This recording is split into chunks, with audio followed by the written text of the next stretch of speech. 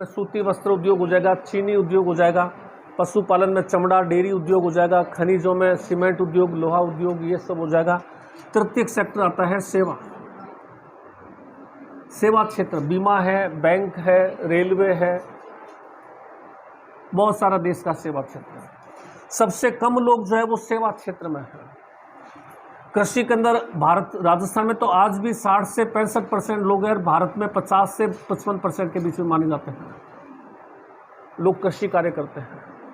लेकिन कृषि से जो आय में योगदान है वो 24 से लेकर के 28% के आसपास, कभी 26, कभी 28, कभी 29 भी हो जाता है, कभी 22 भी हो जाता है।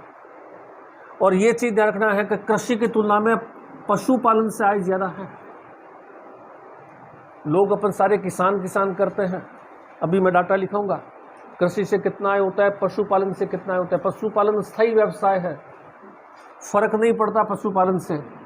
अकाल पड़ने पर, बारिश, बेमौसम बारिश हो गया, अकाल पड़ गई, बाढ़, पशुपालन पर ज़्यादा फर्क नहीं पड़ता।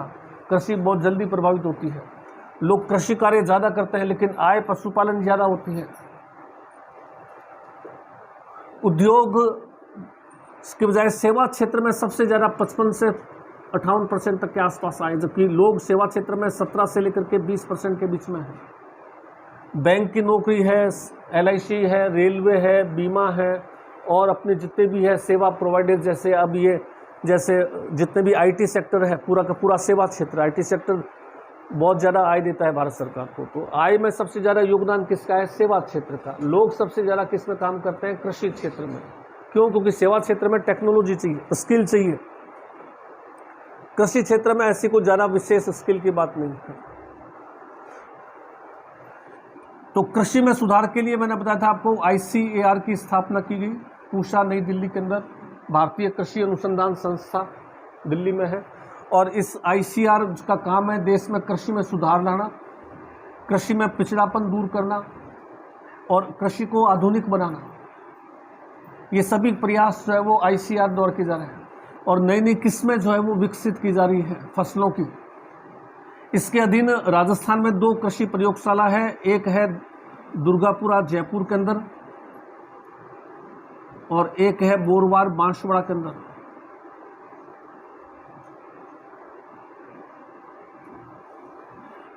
अगर किसी किस्म के नाम के आगे माही लगा हुआ है तो इसका मतलब वो बांसवाड़ा द्वारा विकसित राजस्थानी किस्म है।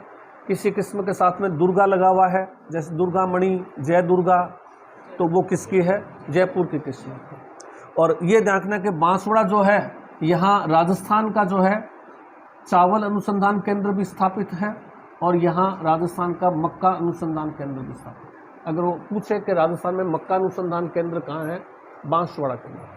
चावल अनुसंधान केंद्र कहाँ है? तो बांसवाड़ा के अंदर। इसके अलावा और भी हमारे सामने 2-3-4 एक फेमस संस्था है। इसमें जो है सीड मल्टीप्लिकेशन सेंटर, ये भी कई बार आता है। सीड मल्टीप्लिकेशन यानी बीज की किस्म को उन्नत करना। सीड मल्टीप्लिकेशन सेंटर जो है ये बीकानेर के अंदर है। और बीकानेर में कौन सा गांव है? खाजूवाड़ा के पास में गांव है, आप में से कई जानते होंगे, रोजड़ी गांव। रोजड़ी गांव है खाजूवाड़ा क्षेत्र का। यहाँ जो है वो राज्य सरकार का सीड मल्टीप्लिकेशन सेंटर स्थापित है, बीज की किस्म में सुधार लाना। और इसके अलावा जो है सूरतगढ़ में जो है वो बीज विश्लेषण प्रयोगशाला स्थापित है। बीजों का विश्लेषण करना, अलग अलग किस्म के बीज विश्लेषण प्रयोगशाला सूरतगढ़। उसके अलावा जयपुर में जो है वो चरण सिंह कृषि विपणन संस्था है। कृषि विपणन बोर्ड या कृषि विपणन संस्था। विपणन किसको कहते हैं? मार्केटिंग को कहते हैं। सबसे बड़ी कृषि में दिक्कत क्या है कि फसल अच्छी हो गई तो फसल खराब हो रही है, फसल खराब होगी तो आय नहीं हुई। इस बार अपन कई बार देखते हैं फसल बम्पर हो गई, फसल पड़ी क्या है, सड़ जाती है। जब तक कि उसका डिस्ट्रीब्यूशन, अब किसान के पास में मान लो 1000 किलो संतरा हो गया तो उसको तो हफ्ते भर के अंदर संतरा सल्टा नहीं तो संतरा वैसे ही गल जाएगा। तो उसकी मार्केटिंग करना ज़रूरी है। अब वो अपने एरिया में कितने संतरे बेच देगा? ज़्यादा 50 किलो, 100 किलो उसके पास पड़े 1000 किलो, तो वो क्या करेगा? इससे संपर्क करेगा। चौधरी चरण सिंह कृषि विपणन संस्था ये उसके प्रोडक्ट को बाज़ार के अंदर वितरण करने में सहयोग करेगी। जहाँ जहाँ डिमांड है वहाँ वहाँ उसको जो है वो माल भेजने के लिए मध्यस्थता करेगी। चौधरी चरण सिंह कृषि विपणन संस्था किसानों के माल के उचित विक्रय की व्यवस्था करे, उनके पास में जो माल तैयार हुआ है उसका उचित विक्रय किया जाए। उसके अलावा जो है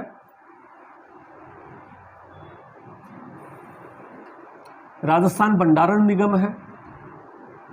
अब कई बार क्या होता है कि जैसे मान लीजिए फसल बहुत अच्छी हो गई, मार्केट में रेट गिर गई, मान लीजिए मैंने संतरा उगाया, संतरे की फसल बहुत अच्छी हुई, संतरा बाजार में आ रहा है। आपको पता है इकोनॉमिक्स का बेसिक रूल है डिमांड एंड सप्लाई। सप्लाई ज़्यादा होगी तो डिमांड क्या हो जाएगी, कम हो जाएगी, वैल्यू कम हो जाएगी, और सप्लाई कम है तो डिमांड उस हिसाब से बढ़ेगी तो वैल्यू बढ़ जाएगी। अब संतरा बहुत आ रहा है तो संतरे की कीमत, कई बार अपन देखते हैं कोई चीज़ 10 रुपये किलो बिक रही है, प्याज 5-10 रुपये किलो, तो दिमाग में आता है कि इनको खेत से यहाँ लेकर के आने के अंदर कितना पैसा लगा होगा, ट्रांसपोर्टेशन के अंदर काटने में कितना पैसा लगा होगा, फिर ये ला करके होलसेलर ले रहा है, होलसेल भी कमा रहा है इसके अंदर, फिर वो रिटेलर को दे रहा है, रिटेलर भी इसमें कमा रहा है, फिर हमको भी 10 रुपये में दे रहा है, और शाम को तो कई बार 10 के 2 किलो भी दे देता है। कई बार जब होता है ना कि 10 का 2 किलो ले दो, तो ये एक बेसिकली क्या है, डिमांड एंड सप्लाई का रूल है। तो उसको इसके लिए क्या है, आप चाहते हो कि मैं अपनी फसल को भंडारण करना चाहता हूँ, 6 महीने बाद में बेचूँ, 2 महीने बाद बेचूँगा, अभी तो बाज़ार में खूब आया हुआ है, जब कम हो जाएगा तो फिर मैं बेचूँगा। तो आपने 2 महीने, शीत ग्रह आपने नाम सुना होगा, अपने बीकानेर में ये अमर सिंह पूरा क्या नाम है ना, वो पुलिस लाइन चौराहे से आगे जाते हैं ना इंदिरा कॉलोनी की तरफ, वहाँ वो भंडार हाउस, वेयर हाउस बीकानेर के बने हुए हैं, कृषि उपज मंडी के पास में जो है ना वो भंडार गृह बने हुए हैं, शीत हाउस जो है, तो वहाँ पर आप स्टोर कर सकते हैं फसल को स्टोर कर सकते हैं। उसके बाद में 2-4 एक संस्थाएं और है। उसके बाद में हम जो है वो लेते हैं कृषि के प्रकार, 2 प्रकार के आते हैं। एक आता है हमारे पास में परंपरागत प्रकार क्या है, और एक हमारे पास में आता है वैज्ञानिक प्रकार क्या है या आधुनिक प्रकार क्या है। कृषि के प्रकार में वैज्ञानिक प्रकार और परंपरागत प्रकार। परंपरागत प्रकार में हमारे पास में क्या आता है, जैसे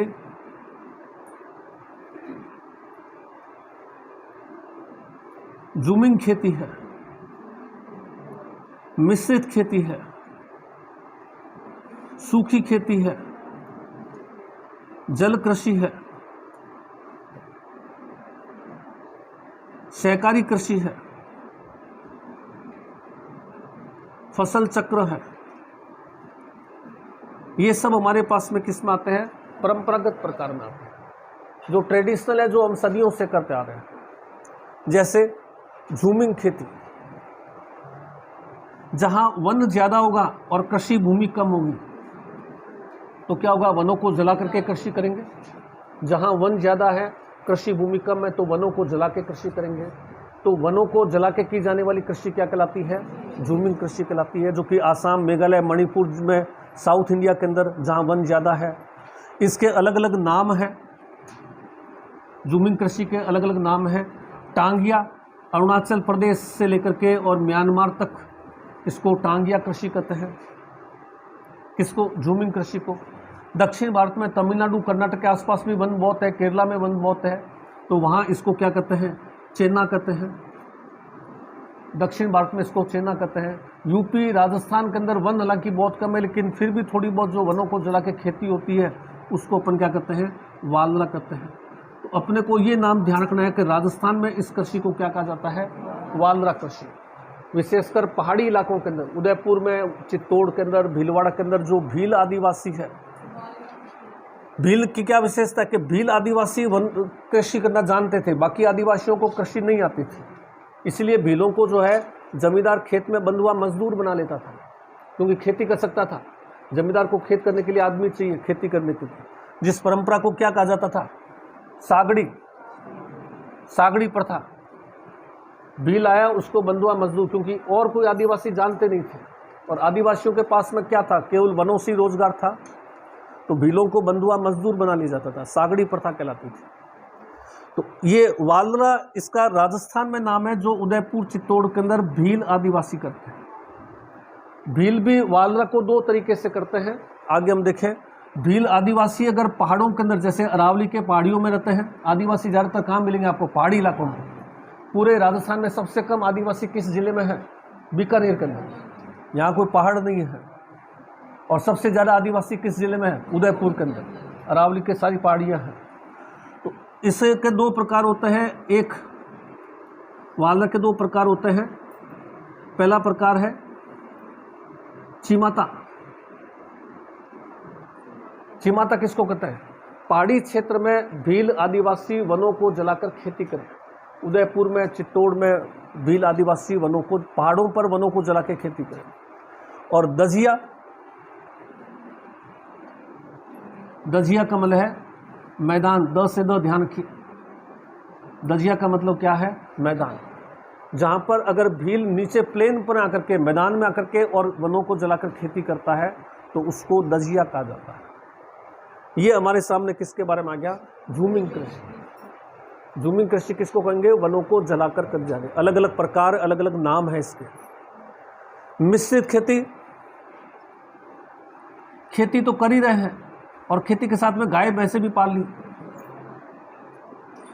खेतों में जो कचरा वगैरह होता है गाय भैंसे खा लेंगी। गाय भैंसे गोबर करिए, गोबर क्या है? खेत में काम आ जाएगा। डबल बेनिफिट है, दोनों एक दूसरे से पूरक है। कृषि और पशुपालन क्या एक दूसरे से रिलेटेड है, जुड़े हुए हैं। तो कृषि और पशुपालन साथ साथ किया जाए तो इसको हम क्या कहेंगे? मिश्रित खेती। सूखी खेती मैंने आपको बताई था, बिना सिंचाई के बरसात से खेती करें तो इसको हम सूखी खेती कहेंगे। जल कृषि का अंग्रेजी नाम ध्यान रखिए। मैंने 2-3 बार एग्जाम में देखा कि वो जल कृषि ना दे करके हिंदी में भी यही दे देता है, हाइड्रोपोनिक्स। हिंदी में भी वह यही दे देता है। हाइड्रोपोनिक्स क्या है? हिंदी नाम अंग्रेजी नाम वो एक ही लिख देता है, क्योंकि जल कृषि से फिर समझ में आ जाता है हाइड्रोपोनिक्स क्या चीज़ है। जल के अंदर खेती करना, विशेषकर पहाड़ी इलाकों में। पहाड़ी इलाकों में क्या है? कृषि भूमि कम है, दो पहाड़ों के बीच में जो है तालाब बना लिया, पौंड हो गया। अब इस पौंड में जो है धागे की सहायता से बांध करके ज़्यादातर या तो चावल उगाते हैं ये पहाड़ी इलाकों में, या अपने यहाँ आजकल जो है वो फल और सब्जियाँ उगाई जाती हैं।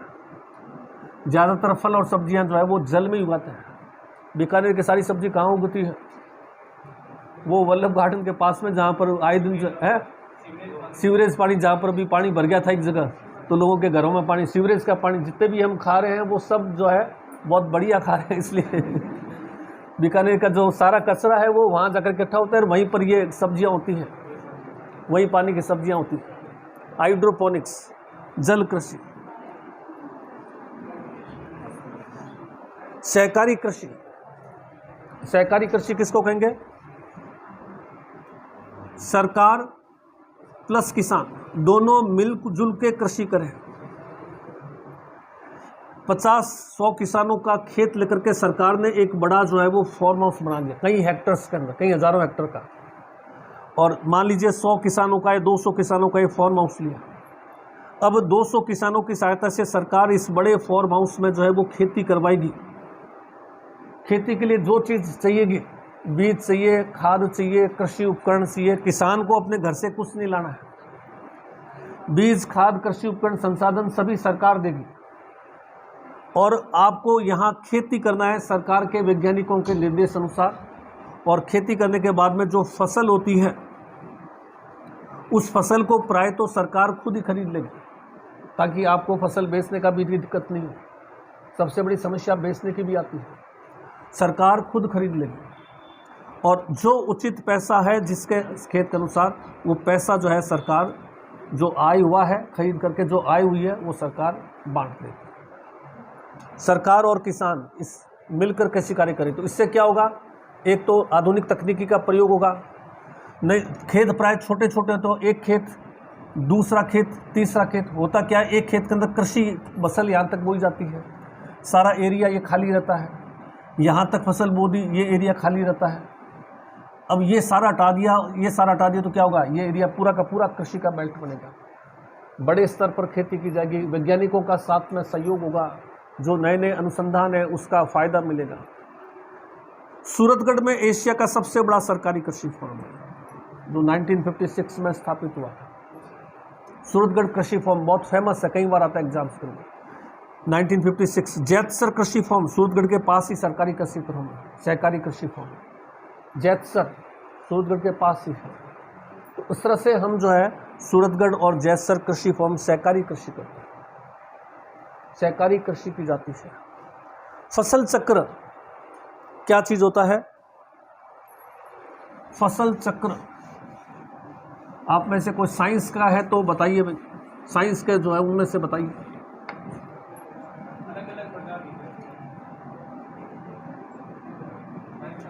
है इससे क्या फायदा होगा? इससे फायदा क्या होगा? कैसे बढ़ जाएगी? हाँ, एक जीवाणु हुआ, तो वही तो मैं पूछा, वो जीवाणु कौन सा? राइट। फसलों को बदल बदल कर बोना और 2 या 3 साल के बाद किसकी फसल लेना? दलहन, मटर, इनकी फसल लेना। 2 या 3 वर्ष के पश्चात, 4 वर्ष के पश्चात खेत में एक बार दलहन की या मटर कुल की किसी फसल को लेना। दलहन की जो फसलें होती है उनकी जड़ें गांठेदार होती है और उन गांठों में जो है वो राइजोबियम जीवाणु होते हैं। इनकी जड़ों में राइजोबियम जीवाणु होते हैं। ये राइजोबियम जीवाणु वायुमंडल की जो नाइट्रोजन होती है उसको नाइट्रेट और नाइट्राइट के रूप में जो है वो भूमि में फिक्स करती है। एक चीज ध्यान रखने के, पौधा नाइट्रोजन जो है वो वायु में कितना प्रतिशत है? 79% है। लेकिन पौधा डायरेक्ट वायु से नाइट्रोजन नहीं ले सकता। नाइट्रोजन जरूरी है क्योंकि नाइट्रोजन से क्या बनता है? प्रोटीन बनता है। प्रोटीन क्या चीज का है? नाइट्रोजन का है। कार्बोहाइड्रेट सिर्फ कार्बन और हाइड्रोजन का है, फैट सिर्फ कार्बन और हाइड्रोजन का है। नाइट्रोजन से क्या बनता है? प्रोटीन बनता है। प्रोटीन बनेगा तो प्रोटीन के लिए नाइट्रोजन अनिवार्य है और नाइट्रोजन पौधा वायुमंडल से डायरेक्ट ले नहीं सकता, उसको भूमि के अंदर फिक्स नाइट्रोजन चाहिए, भूमि के अंदर फिक्स हुई नाइट्रोजन चाहिए, नाइट्रेट के रूप में, नाइट्राइट के रूप में। तो ये फिक्सेशन कौन करते हैं? राइजोबियम जीवाणु। तो अगर हम 2 या 3 साल के बाद में एक बार हमारे खेत में दाल की फसल ले ली, कोई भी दाल, उड़द है, मोठ है, मूंग है, या कोई भी मटर कुल की फसल ले ली 2, 3 साल, 4 साल के बाद, तो क्या होगा? भूमि में नाइट्रोजन की मात्रा बढ़ जाएगी। और नाइट्रोजन की मात्रा नाइट्रेट और नाइट्राइट के रूप में बढ़ जाएगी और नाइट्रेट और नाइट्रेट को पौधे की जड़ें आसानी से अवशोषित कर लेंगे। वायुमंडल की नाइट्रोजन को पौधा अवशोषित नहीं कर सकता, वो पानी जड़ों को में से अवशोषित कर सकता है। तो इससे क्या होगा? खेत उपजाऊ होगा। नाइट्रोजन की मात्रा बढ़ेगी तो खेत क्या होगा? उपजाऊ होगा। तो उपजाऊ होगा तो हमारा जो फसल चक्र है राजस्थान का, उसका नाम क्या है? कि जो किसान खेत में गेहूं ले रहा है और जौ ले रहा है, दोनों कौन सी फसलों में आते हैं? गेहूं और जौ रबी में आते हैं। और रबी के अंदर, दलहन के अंदर कौन सी फसल सबसे बढ़िया है? वो है चना। रबी की फसल में, दलहन में कौन सी सबसे बढ़िया फसल है? चने की। तो आपने 2 या 3 साल के बाद में, 4 साल के बाद में गेहूं और जौ लेते लेते साथ में थोड़ी बहुत चने की फसल ले लिया, एक बार चना ले लिया, 2 बार से गेहूं ले रहे हो या 2 बार से जौ ले ली, एक बार चना ले लिया, तो खेत जो है वो वापस फर्टाइल हो जाएगा। भूमि जो खेत की होगी वो वापस फर्टाइल हो जाएगी। तो इससे क्या है कि खेत की उपजाऊता बनी रहेगी। इसका नाम है गोचनी। ये पूछते हैं प्राय, राजस्थान के फसल चक्र का नाम क्या है? गोचनी। गेहूं, जौ और चना। गो से गेहूं और जौ आ रहा है, चनी चने से आ रहा है, जिसको ग्रामीण की भाषा में क्या कहते हैं? गांव के किसी व्यक्ति को पूछेंगे तो वो क्या कहेगा? मैंने इस बार बेजड़ किया है। बेजड़ किया है, बेजड़ मतलब मैंने इस बार दाल ली है, चना लिया है, मैंने इस बार गेहूं या जौ या और कोई रबी की फसल है वो नहीं ली। तो ये फसल चक्र है। तो ये हमारे परंपरागत प्रकार है, कृषि के जो परंपरागत प्रकार है। अब आता है हमारे वैज्ञानिक प्रकार। वैज्ञानिक प्रकार, वैज्ञानिक प्रकार में पहले हम लेते हैं कल्चर,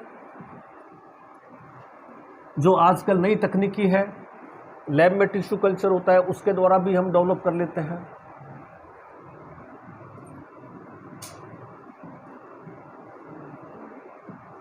सिल्वीकल्चर क्या चीज होता है? सिल्वीकल्चर वृक्षारोपण, वृक्षारोपण करना फायदे के लिए भी हो सकता है, आर्थिक फायदे के लिए भी हो सकता है, या परिस्थिति फायदे के लिए वन के रूप में भी हो सकता है।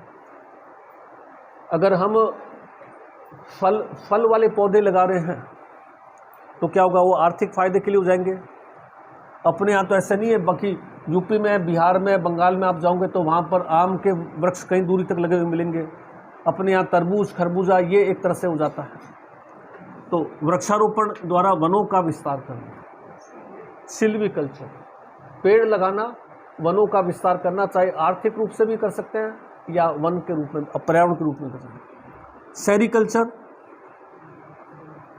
सेरीकल्चर किसको कहा जाता है? रेशम कीट पालन। रेशम कीट पालन, दो तीन चीजें इसमें ध्यान रखनी है। रेशम कीट पालन कहाँ पे किया जाता है? शहतूत के वृक्ष। रेशम कीट पालन कौन से वृक्ष पर करते हैं? शहतूत। कीट का अंडा होता है, अंडे के बाद में कीट का लार्वा निकलता है। लार्वा जो है अपने चारों तरफ लार बनाता है और लार सिक्रेट करता है। लार सूखती है तो वो लार सूखने के बाद में क्या होती है? रेशम। तो अपन जो रेशम यूज करते हैं वो कीट की सूखी हुई लार है। और लार्वा जब प्यूपा में बदल जाता है तो वो जो है चारों तरफ उसके रेशम कोकून हो जाता है, वो फिर चारों तरफ उसके रेशम का आवरण आ जाता है। अब इस स्टेज के अंदर क्या है? इस स्टेज के अंदर जब प्यूपा है लार्वा के स्थान पर, चारों तरफ कोकून, मतलब रेशम का आवरण है, कोकून कहलाता है ये। भाप गुजारेंगे तो अंदर क्या होगा? लार्वे से जो प्यूपा बना है मर जाएगा, भाप से वो मर जाएगा। फिर हम इकट्ठा कर लेंगे इसको, रेशम को इकट्ठा कर लेंगे। प्यूपा अवस्था में कीट को मार करके और रेशम को इकट्ठा कर लेंगे। इसके लिए बहुत सारे लोग इस प्रोसेस का विरोध भी करते हैं। तो एक योजना चला रखी है राजस्थान में जिसका नाम है टसर योजना। ये कई बार पूछी जाती है। इसमें एक पेड़ आता है जिसका नाम है अर्जुन। अर्जुन का पेड़ लगाना और इस पेड़ का जो तना होता है उस तने को कूट करके और उसके फिर केमिकल प्रोसेस करके और कृत्रिम रेशम बनाना, टसर योजना कहलाता है। कृत्रिम रेशम को तैयार करना टसर योजना में आएगा। सेरीकल्चर। एपीकल्चर किसको कहेंगे?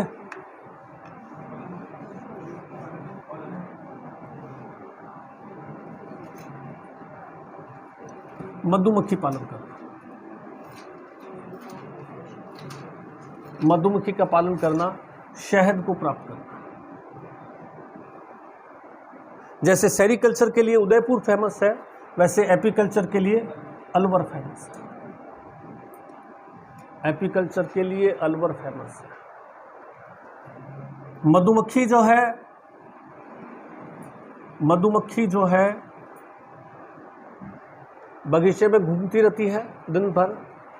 क्या भोजन है इसका? परागकण है।